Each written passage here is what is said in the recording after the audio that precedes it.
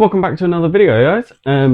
Like I said, we're back on the engine. We're going to try and actually get this thing running right. This video will probably end up just being the strip down and maybe start of doing the heads. So potentially we'll have strip down and refurbishment of the heads in this video, and then putting it all back together and seeing if it helped in the next video.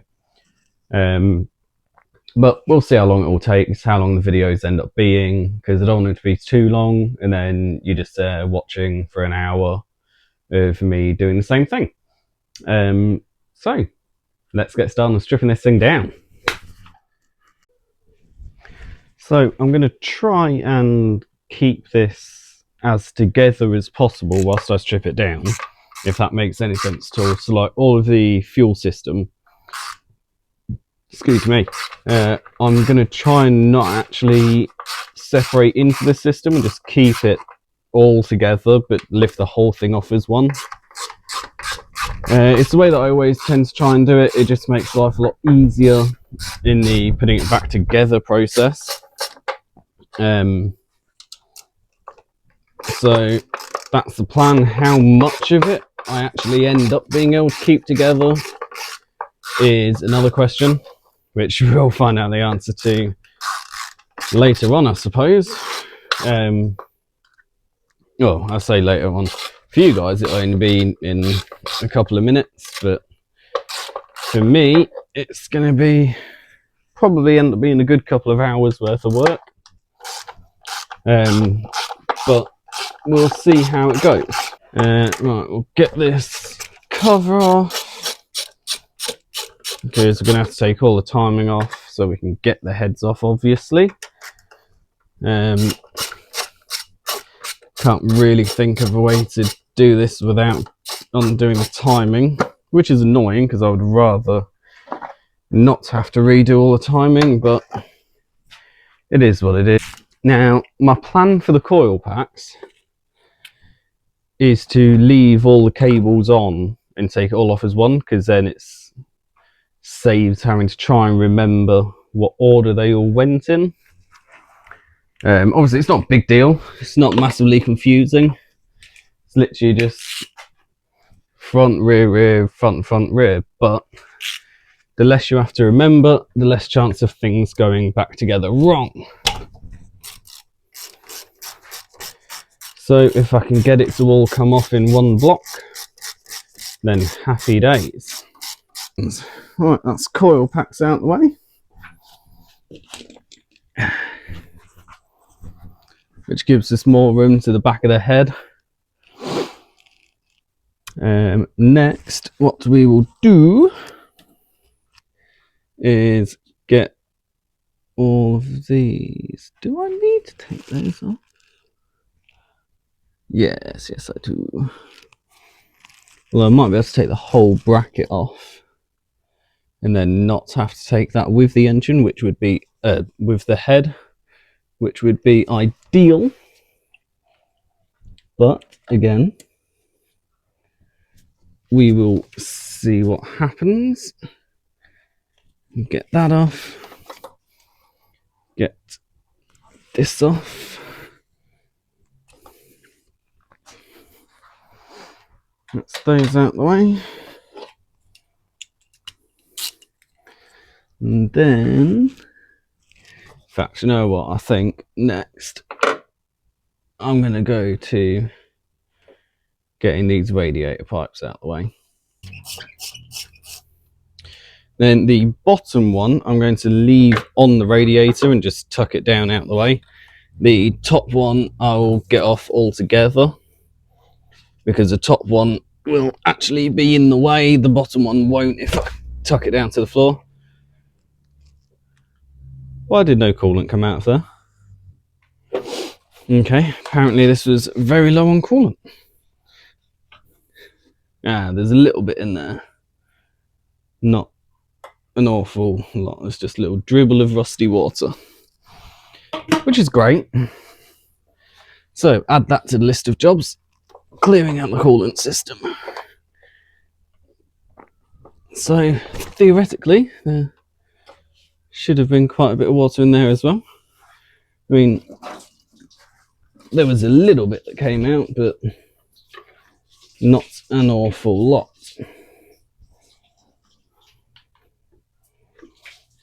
And it was all just rusty water anyway.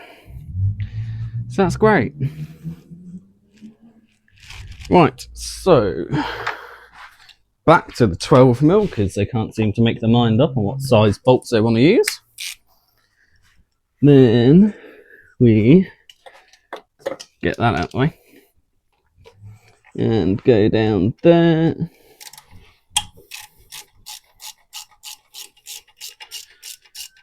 Get that bolt off.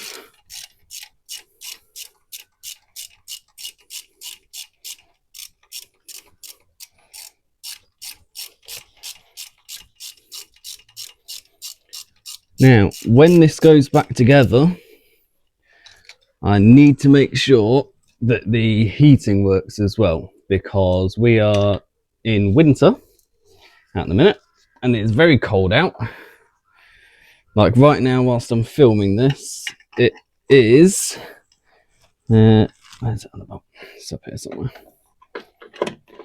Yeah, whilst I'm filming this, it's currently about 3-4 degrees,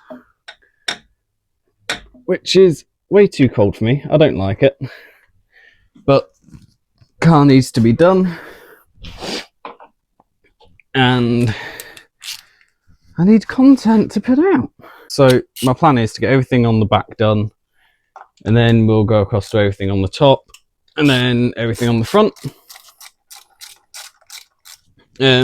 Just because if you work methodically, if you work with a pattern, or like, you know in your head that, right, you're going to get that done, then that done, and so on and so forth, it makes things a lot easier. One, remembering that you've got everything off, and two, when it comes to putting it back together, I anyway have discovered that it makes it easier putting things back together, because you had a pattern when you took it apart, you've got a pattern when you put it back together. And you can just use the same pattern in reverse, nice and easy.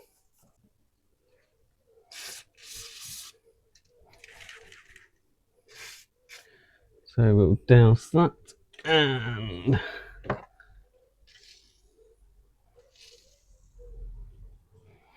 also get those. And whilst they are doing, we shall start getting this ready to come off.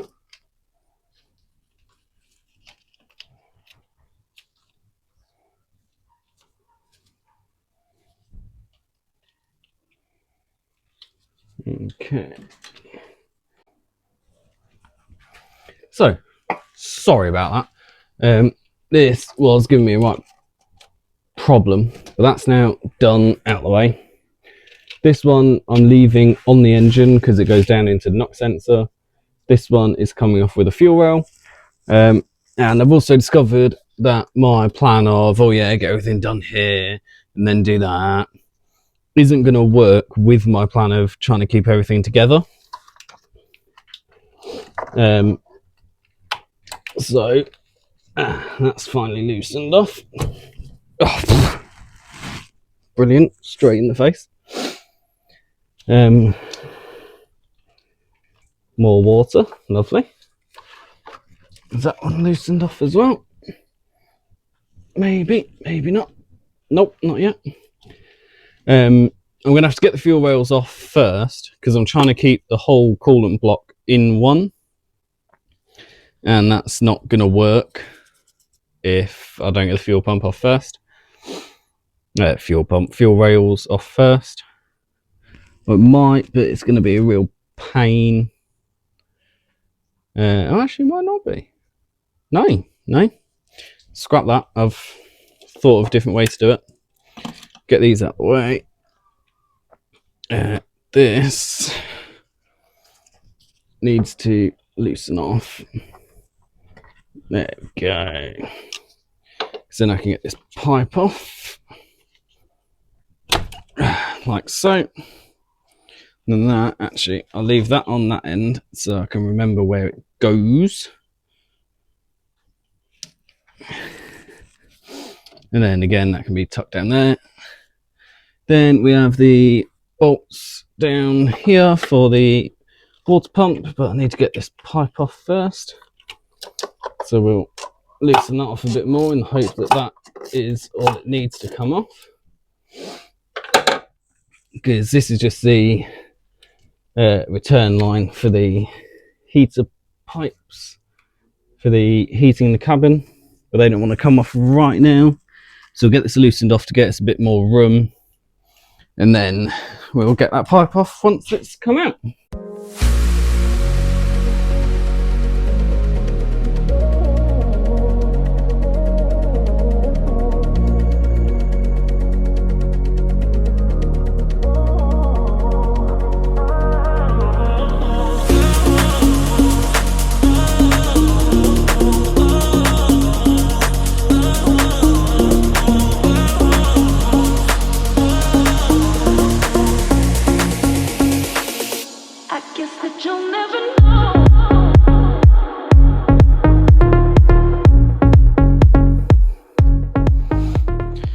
Right, that's all the bolts out for that. So that should now come off. Apart from the O-ring, because there's like a cross, so the water pump is on that side, then the water manifold's on this side, and there's like a crossover pipe that goes down the middle.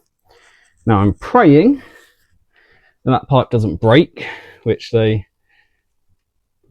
annoyingly do a lot of the time, as a good friend of mine found out when he was doing his. Luke Scambler, who is also starting his own, well, starting up again his own channel with his GTO, which don't know how things are planning out on time wise, but he's going to be bringing his up here to get that fixed as well. But his crossover pipe where it goes into the water pump, the backing plate broke. So yeah, I'm trying to avoid that happening on mine as well, but we will see how it goes. Just a lot of hoping and praying, really.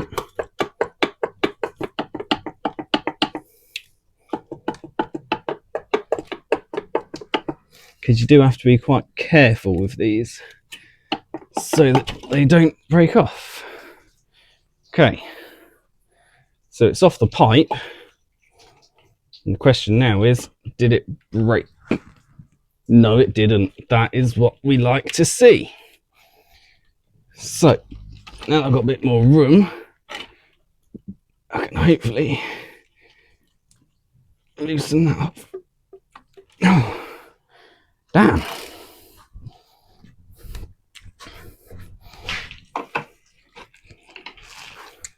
So you can probably hear all of the water leaking out. It's one of those sounds that is weirdly satisfying but annoying at the same time. Well, not annoying, don't know the word. It's satisfying sound, but it's not exactly a good sound because it means something's leaking out. Right, that's that loosened off. There we go. So my plan now is that hopefully I can get that over there. Then this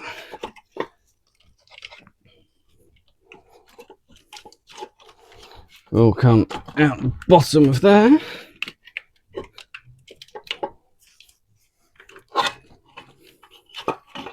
Like so. Perfect. Yeah, so what I was on about is you got where it goes into each head, but there's also a big pipe that comes out here. I'll bring you in a second so you can see, and it literally goes the whole way down the middle of the engine to the water pump on the timing side. But that is that out the way. So going to leave that there to drain for a bit before I do anything with that. But that is, or should be anyway, everything that I need to take off on this side of the engine, which means now we can move on to the front. Also, unless I missed it dropping off, there was no gasket on the end there anyway, for whatever reason. Don't know why, would love to know why. But, oh well, let's carry on. Yeah, so again, a lot of this is going to be sped up like the last video, just to keep the videos that bit shorter, because we're already on about half an hour, 45 minutes of work, and we're nowhere near even getting the heads off yet. So there's going to be a lot of bits either cut out or just fast forwarded, just to try and keep the video length down a bit so that you're not watching a like 4-hour video of me just stripping this engine down. So again, I'll see you in a little bit, because this is all going to be sped up.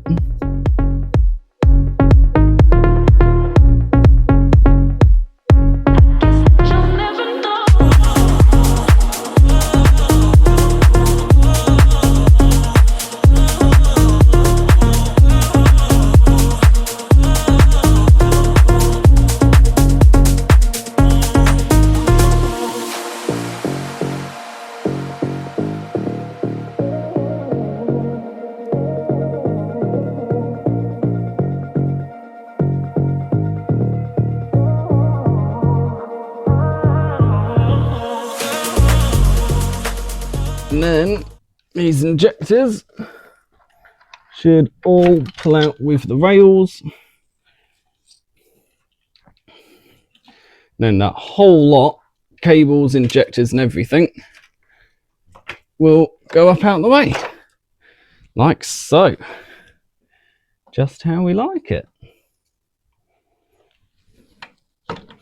And I also dropped one of the little spacers for the fuel rail, which is great.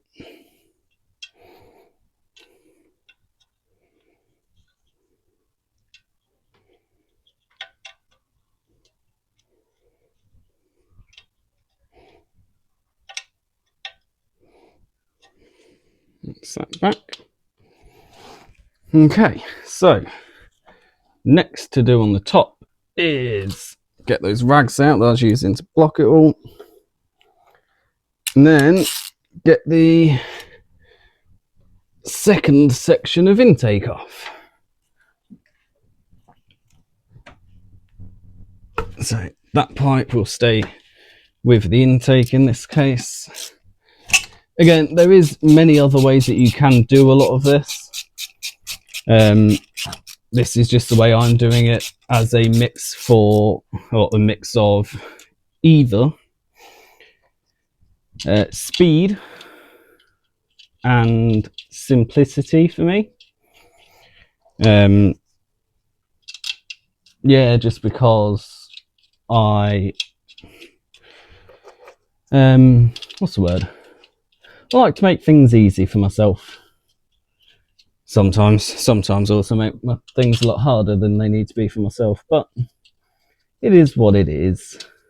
So got you off the tripod for a second. So we're down at the back of the engine. So there's your massive gearbox.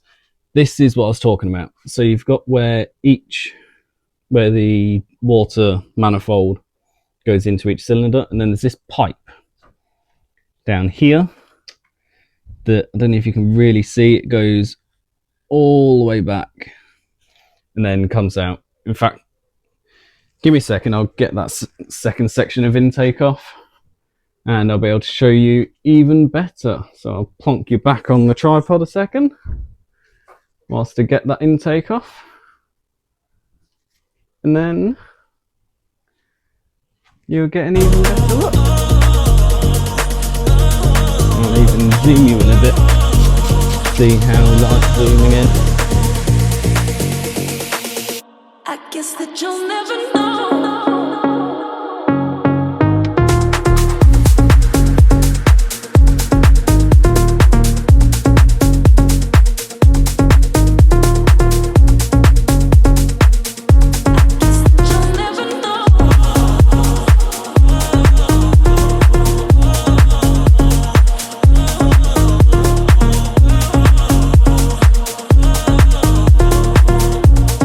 Okay, so now that this is all out of the way, you can get a bit of a better look.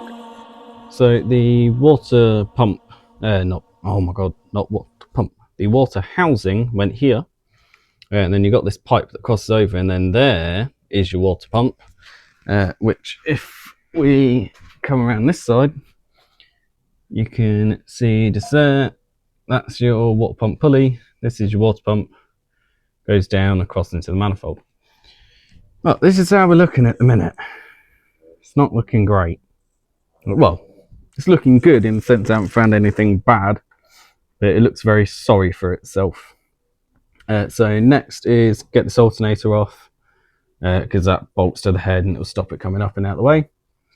So alternator off, get timing to top dead center, belt off, rocker cover, head bolts, and away she comes.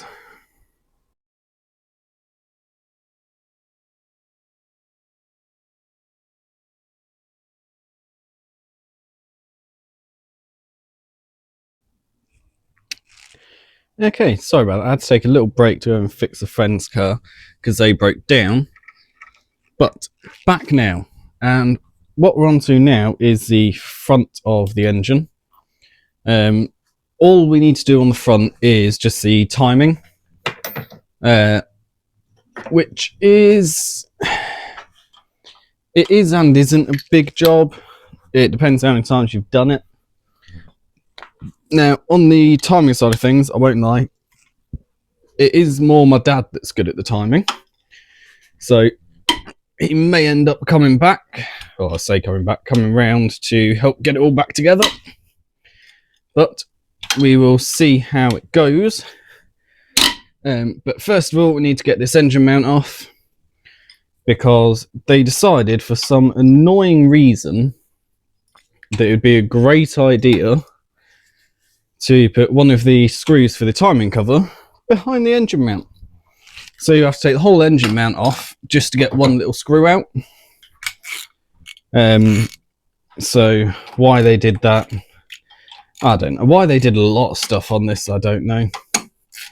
But they did. And now it's me that gets to deal with the fun of their poor design. But it is what it is. And we're just going to have to deal with it, aren't we? Now, on the plus side, unlike a lot of more modern cars, this engine has 4 engine mounts instead of 3, which means that I don't have to put anything under the engine to support it and all that normal mess, because it's got front, back and gearbox, which means I should be able to take this one off without jerry rigging up a way to hold the engine on so it doesn't fall out. But that's the plan anyway. We'll see how it actually goes as we move along. So now we need that, and then get these undone.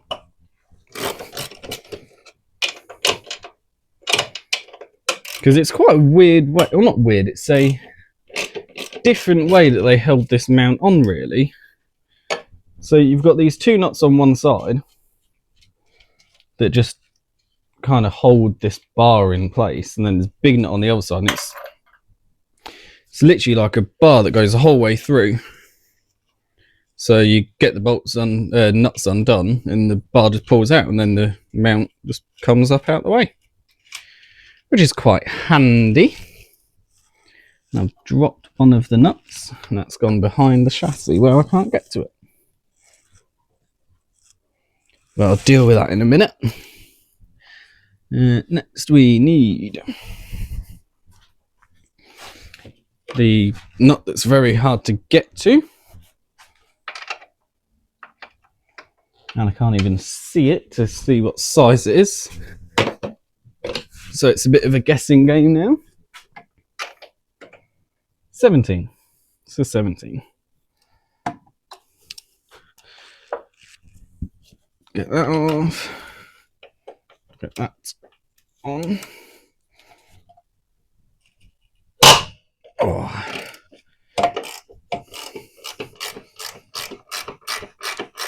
And get that loosened off. Ow.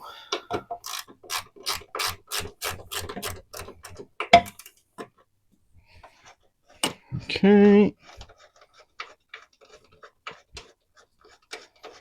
I'm hoping that once the mount's out of the way, there's a little hole at the bottom, and I'm hoping I'll be able to get the nut out through there. Otherwise, that has been lost to the gods.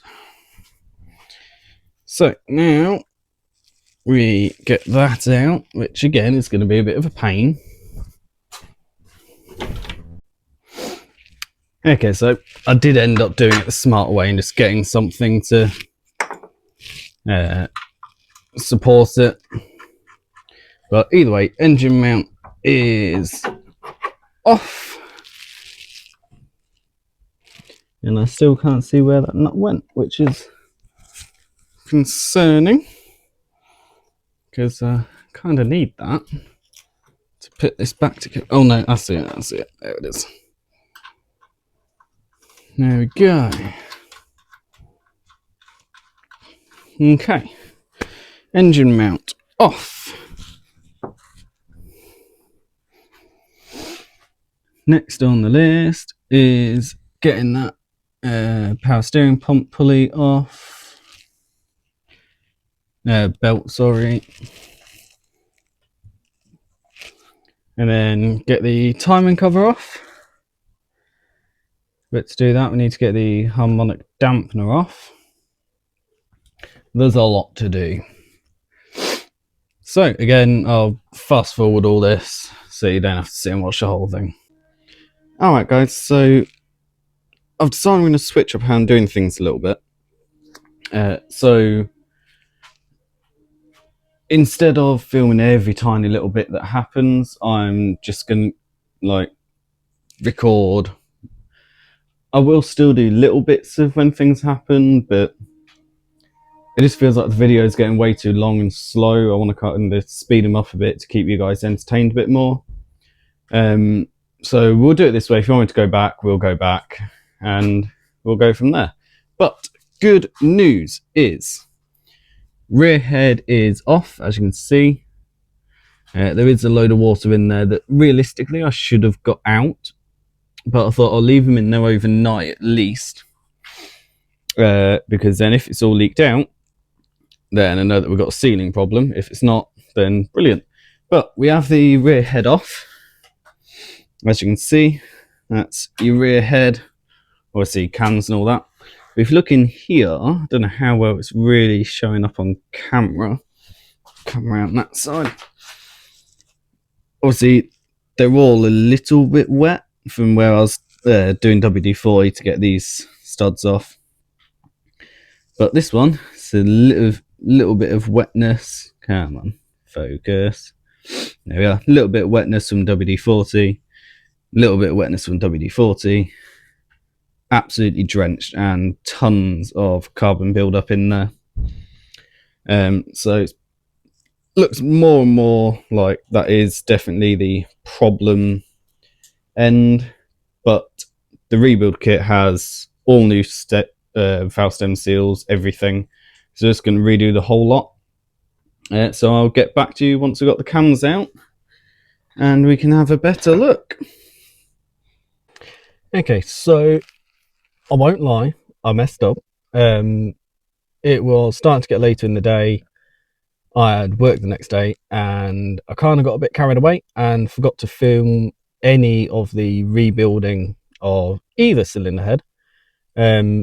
But I did take pictures along the way, as I always do anyway. So the rest of the video is kind of just going to be a photo montage of rebuilding the heads, because like I've said before, I'm not a videographer. I'm not used to doing any of this stuff, so I completely forgot to film any of it. But there is some pictures in there of doing the heads and putting it back together.